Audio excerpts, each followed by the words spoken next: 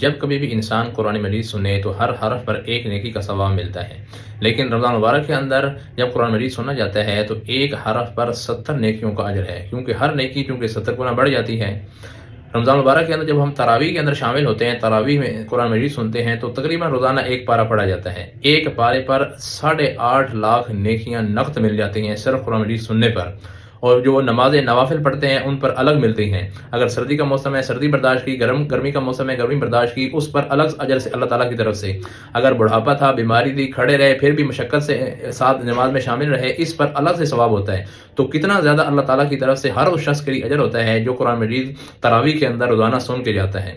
اس کے لیے آسان طریقہ یہ ہے، تب ہم روزانہ تراویح کے اندر قرآن مجید سن سکتے ہیں کہ ابھی سے ہم اپنی نمازوں کے اندر ٹائم لگانا شروع کریں۔ فرض نماز سے پہلے سنتیں پڑھیں، نوافل پڑھیں، فرض نماز کے بعد سنت نوافل پڑھیں، تاکہ ہمیں زیادہ دیر کھڑے ہونے کی عادت ہو۔